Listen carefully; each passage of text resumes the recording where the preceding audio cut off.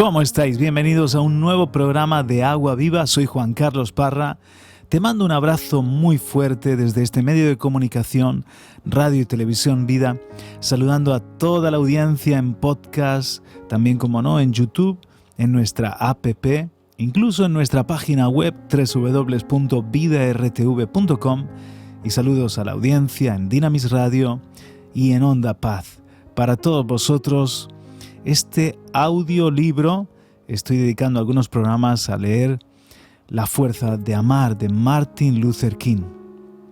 Escrito en 1963, sabéis que Martin Luther King falleció asesinado en Memphis en 1968, el día 4 de abril.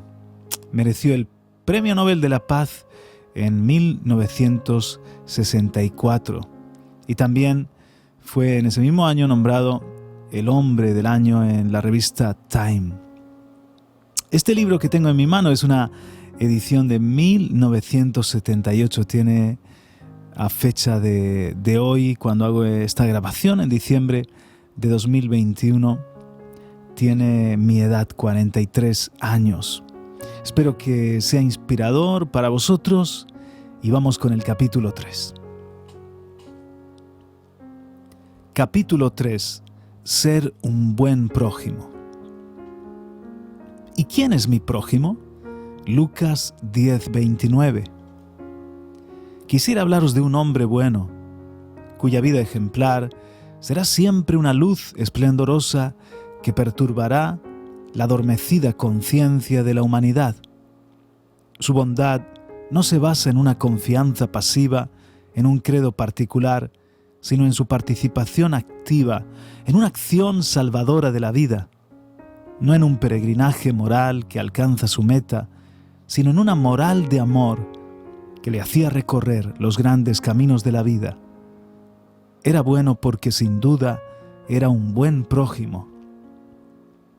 La preocupación ética de este hombre está expresada en una maravillosa narración que empieza con una discusión teológica sobre la significación de la vida eterna y termina con una manifestación concreta de compasión en un camino peligroso.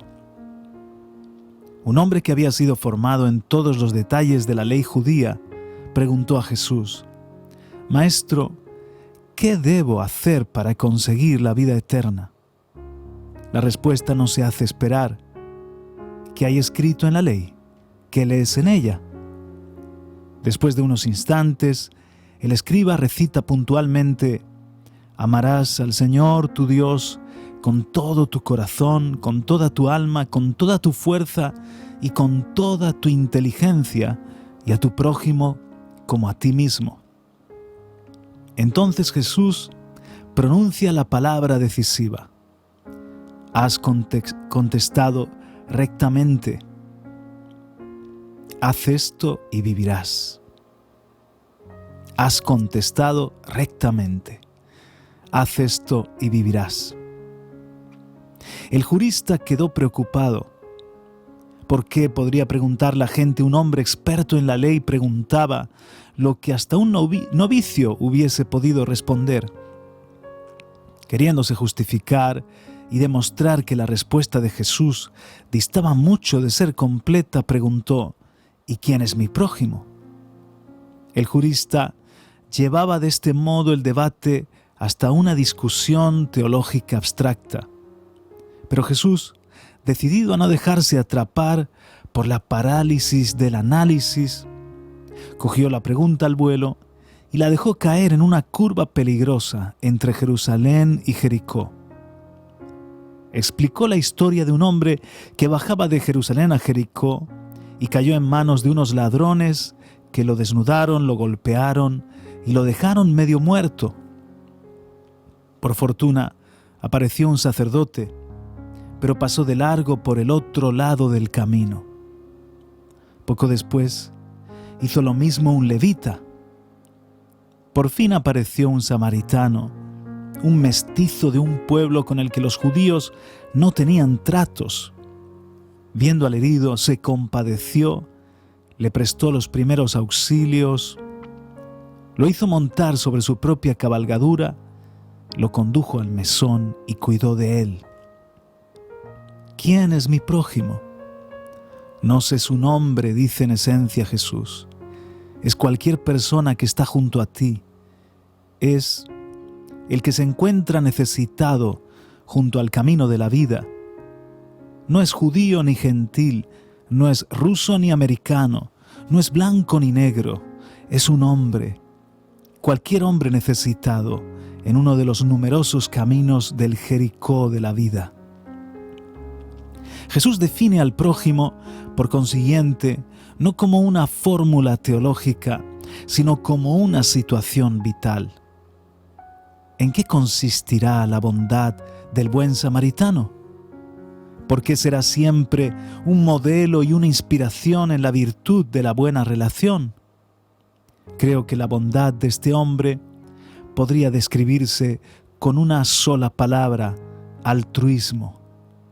El buen samaritano era altruista hasta lo más profundo de su corazón. ¿Qué es el altruismo? El diccionario lo define como la preocupación y el desvelo por el interés de los demás. El samaritano era bueno porque hacía de la preocupación por los demás la primera ley de su vida. El samaritano era capaz de un altruismo universal. Se daba perfecta cuenta de lo que hay más allá de los eternos accidentes de raza, religión o nacionalidad. Una de las grandes tragedias del largo trayecto del hombre en las grandes etapas de la historia ha sido la escasa preocupación del prójimo por la tribu, la raza, la clase, la nación. El Dios del Antiguo Testamento era un Dios tribal y la moral era también tribal. No matarás significa no matarás a tu hermano israelita, pero por amor a Dios mata a un filisteo. La democracia griega llevaba aparejada una cierta aristocracia que no comprendía a las hordas de esclavos griegos cuyo trabajo permitió construir las ciudades-estado. El universalismo contenido en nuestra Declaración de Independencia ha sido negado vergonzosamente por la desastrosa tendencia americana a sustituir a todos por algunos. Mucha gente en el norte y en el sur creen todavía que la afirmación «todos los hombres han sido creados iguales» significa «todos los hombres blancos han sido creados iguales». Nuestra firme adhesión al capitalismo monopolístico nos hace estar más interesados por la seguridad económica de los dirigentes de la industria que por los trabajadores cuyo sudor y habilidad aseguran el funcionamiento de la misma industria. ¿Cuáles son las devastadoras consecuencias de esta actitud estrecha centrada en el grupo? Que realmente nadie se preocupa por lo que le ocurre a la gente que no forma parte de su propio grupo. Si un americano solo se preocupa de su nación, no se preocupará por los pueblos de Asia, África o América del Sur. No es precisamente por esto por lo que las naciones se comprometen en la locura de la guerra sin el más mínimo sentido de la penitencia. No es por esto por lo que el asesinato de los ciudadanos de otra nación en guerra es un acto de virtud heroica.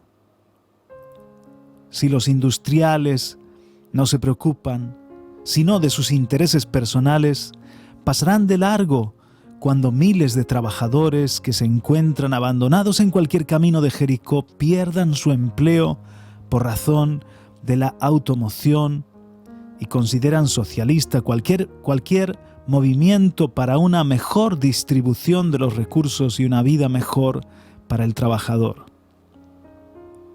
Si un hombre blanco solo se preocupa de su raza, pasará sin interés cerca del negro despojado de su personalidad, privado de su sentido de la dignidad, y abandonado agonizante en un camino perdido.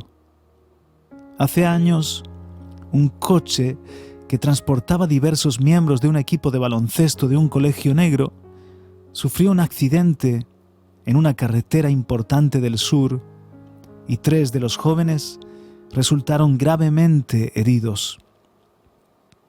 Se avisó inmediatamente a una ambulancia, pero al llegar al lugar del accidente, el chófer, que era blanco, declaró sin rodeos que no acostumbraba a servir a los negros y se marchó. Un automovilista que pasaba por allí condujo a los heridos al hospital más próximo, pero el médico de servicio declaró en tono hostil: «En este hospital no se admiten negros». Cuando por fin los muchachos llegaron a un hospital de color en un pueblo situado a unas 50 millas del lugar del accidente, uno de ellos ya había muerto y los otros 2 murieron respectivamente entre 30 y 50 minutos más tarde. Probablemente se hubiesen salvado los 3 de haber podido ser atendidos inmediatamente.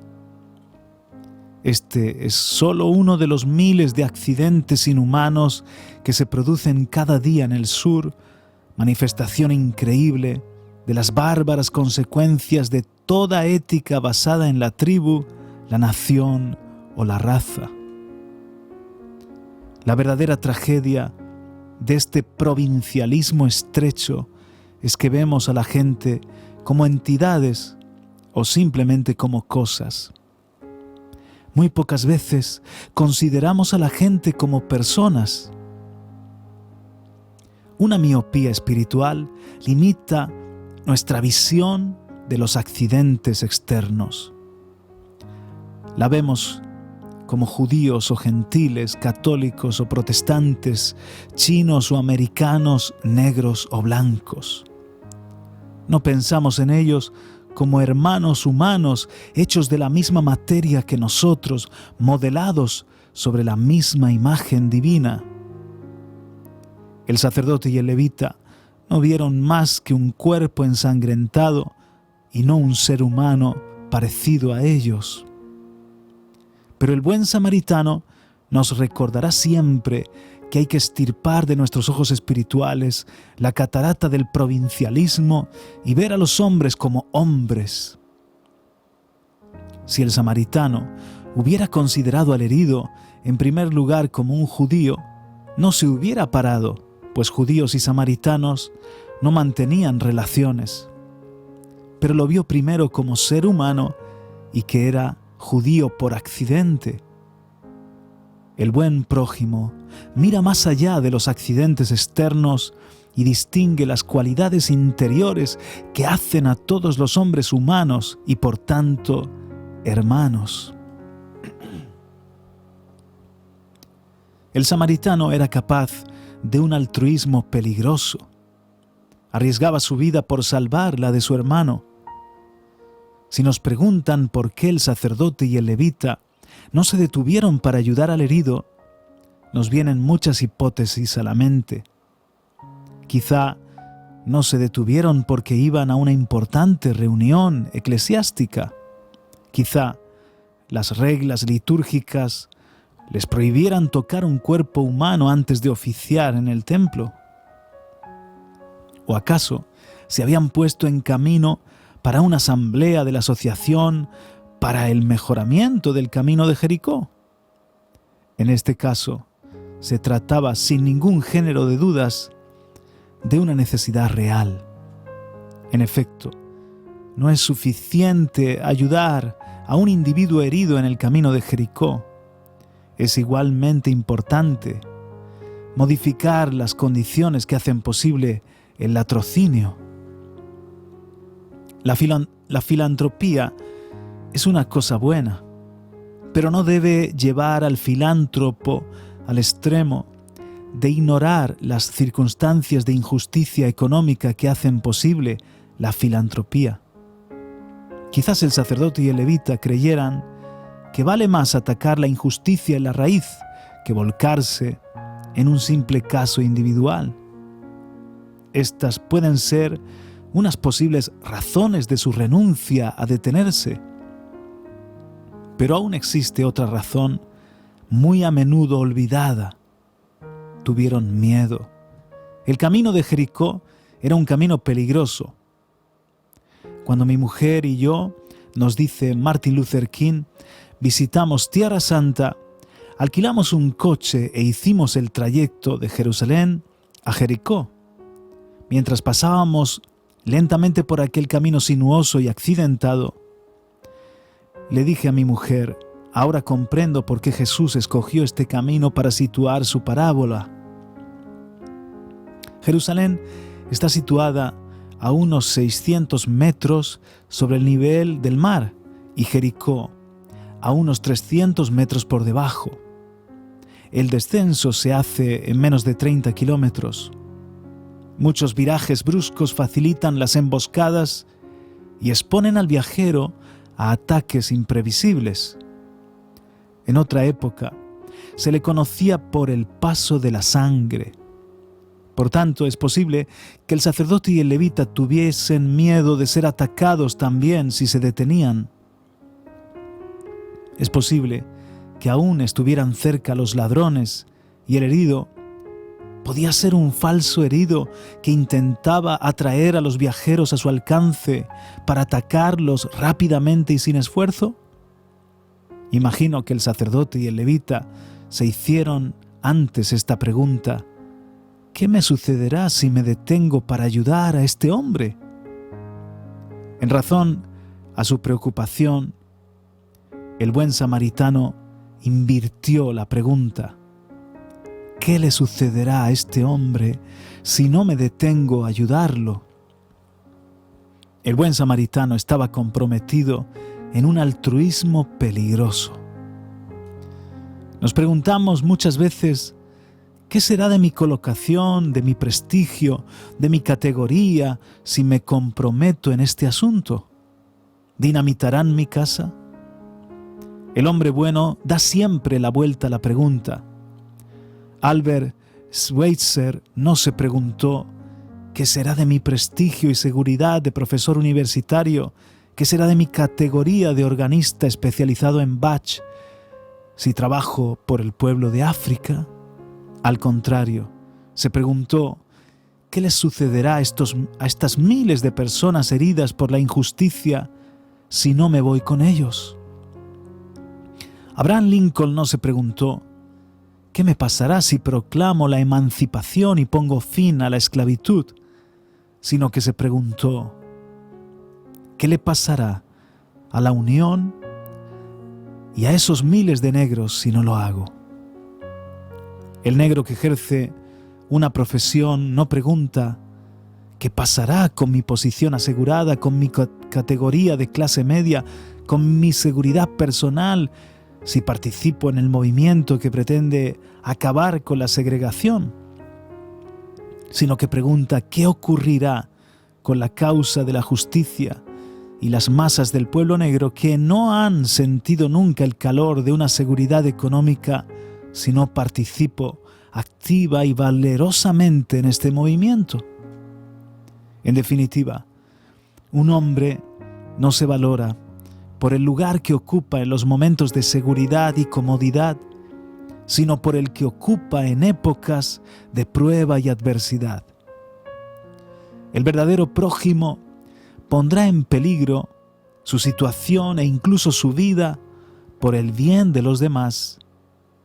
En los valles peligrosos y en los caminos expuestos ayudará a su hermano maltratado y golpeado a levantarse hacia una vida más alta y más noble. Finalmente, el samaritano estaba dotado de un altruismo excesivo.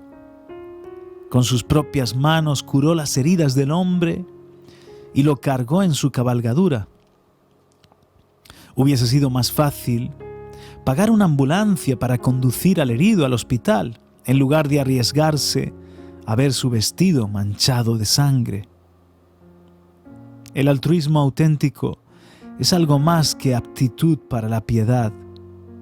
Es la aptitud para simpatizar. La piedad puede no ser otra cosa que una preocupación impersonal rápidamente dispuesta a firmar un cheque, pero la verdadera simpatía es la preocupación personal que exige el don de uno mismo.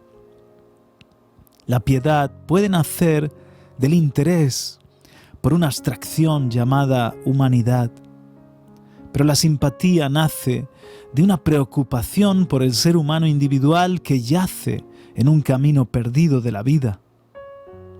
La simpatía es un sentimiento fraternal por la persona que está en apuros, por su pena, su angustia, su carga. Nuestros esfuerzos misioneros fracasan si se fundan en la piedad en lugar de basarse en la verdadera comprensión. En lugar de intentar hacer algo con los pueblos africanos y asiáticos, hemos intentado demasiadas veces hacer algo por ellos. Una manifestación de piedad sin auténtica simpatía conduce a una nueva forma de paternalismo que cualquier persona que se precie debe rehusar. Los dólares tienen el poder de ayudar a los hijos de Dios en los caminos del Jericó de la vida, pero si estos dólares no son repartidos por manos compasivas, no enriquecerán ni al que los entrega ni al que los recibe.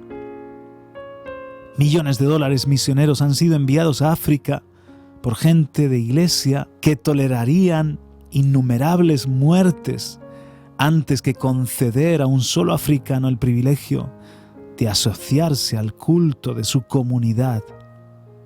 Millones de dólares del Cuerpo de la Paz se invierten en África gracias al voto de unos hombres que luchan implacablemente para evitar que los embajadores africanos puedan ser miembros de sus clubes diplomáticos o establezcan la residencia cerca de la suya.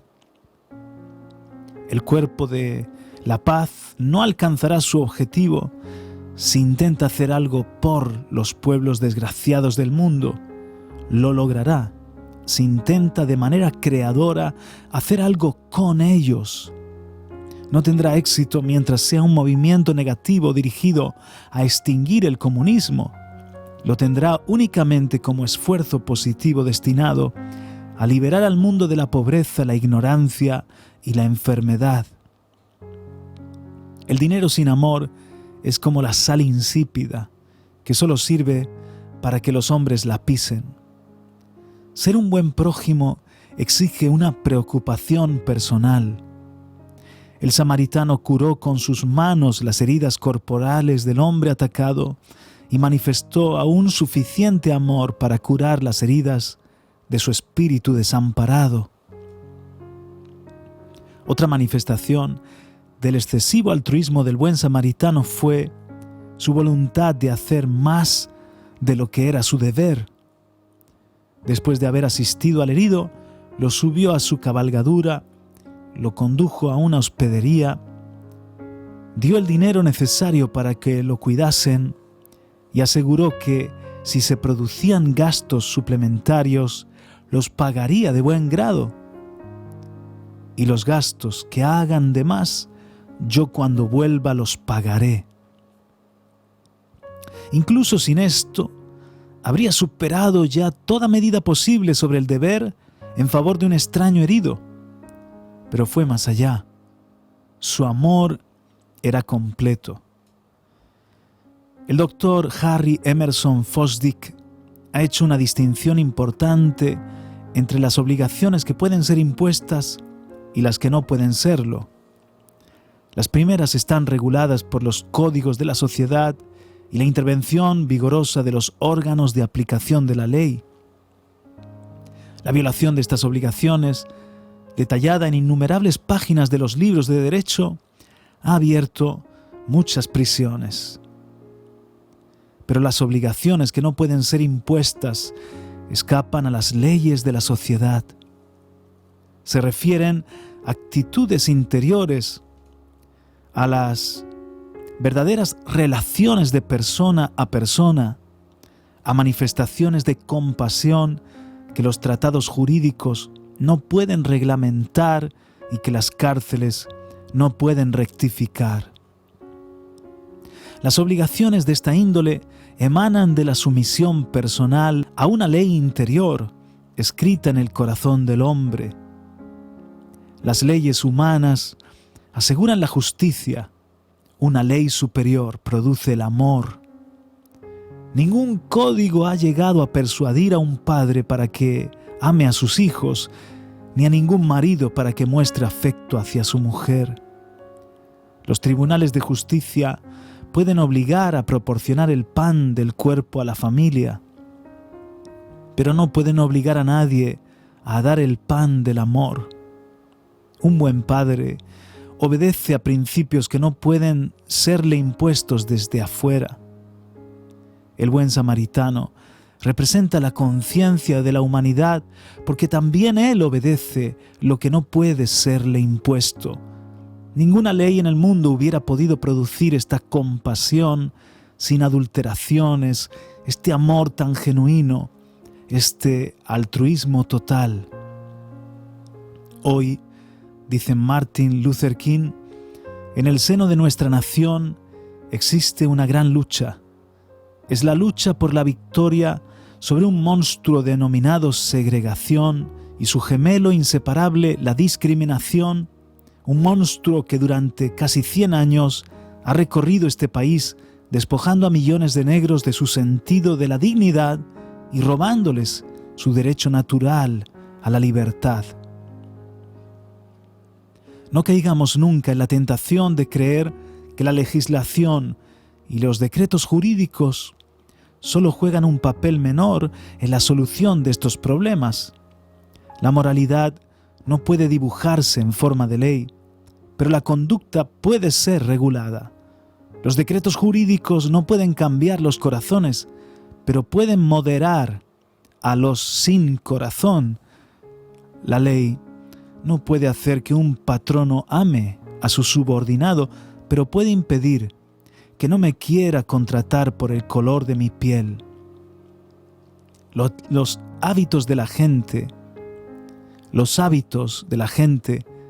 ya que no sus corazones, han cambiado y siguen haciéndolo a diario por actos legislativos, decisiones judiciales y medidas administrativas. No nos dejemos engañar por los que mantienen que la fuerza de la ley no puede poner fin a la segregación.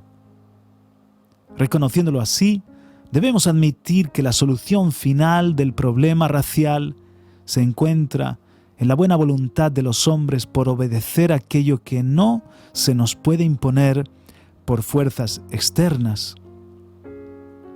Las decisiones de los tribunales y los órganos federales de aplicación de la ley tienen un valor inestimable para conseguir la desegregación. Sin embargo, la desegregación es solo un paso necesario, pero parcial, hacia la meta final que nos proponemos, que es vivir genuinamente con todas las personas y con todos los grupos. La desegregación destruirá las barreras legales y aproximará a los hombres físicamente, pero algo debe conmover los corazones y las almas para que estos hombres se unan espiritualmente, porque es natural y justo. Una aplicación enérgica de la Ley de Derechos Civiles pondrá punto y final a la segregación en los servicios públicos, lo que imposibilita una verdadera desegregación de la sociedad, pero no pondrá fin a los temores, a los prejuicios, al orgullo y a la irracionalidad que obstaculizan una sociedad verdaderamente integrada. Estas actitudes oscuras y diabólicas no desaparecerán a menos que los hombres estén poseídos por la ley invisible e interior que graba en lo hondo de sus corazones la convicción de que todos los hombres son hermanos y que el amor es para la humanidad el arma más poderosa de transformación personal y social. La verdadera integración será realizada por verdaderos prójimos sometidos voluntariamente a obligaciones que no pueden ser impuestas.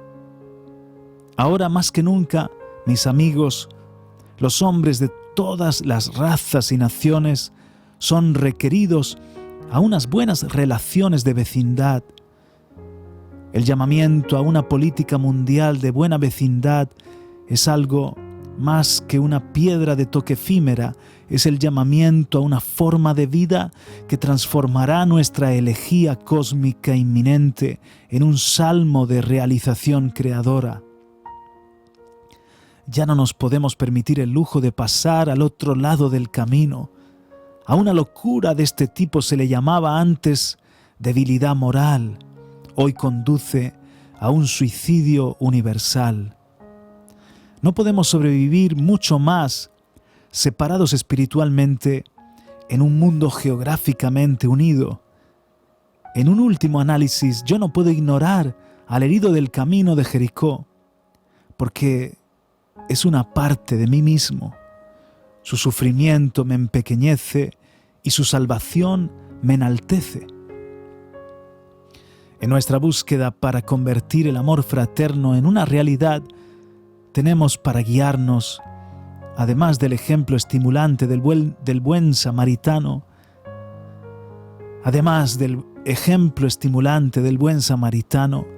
la vida magnánima de Cristo. Su altruismo fue universal, pues pensaba en todos los hombres publicanos o pecadores como hermanos. Su altruismo fue peligroso, pues recorrió voluntariamente caminos llenos de peligro por una causa que sabía era justa. Su altruismo fue excesivo, pues prefirió morir en el Calvario, y la historia no nos puede proporcionar una expresión más magnífica de la obediencia a aquello que no puede ser impuesto. Y hasta aquí el capítulo 3 de este libro, La fuerza de amar, de Martin Luther King, Amor al prójimo. Espero que os haya desafiado, retado, y este ejemplo de lucha por la igualdad y considerar a todos los hombres también como prójimos, como hermanos, en el caso de Martin Luther King no fue en vano. Su siembra tuvo sin duda un fruto y se necesita también este coraje, esta disposición a amar, ¿verdad? A ser altruistas, valientes. Un abrazo, os espero la semana que viene. El capítulo 4 se titulará Amor en acción.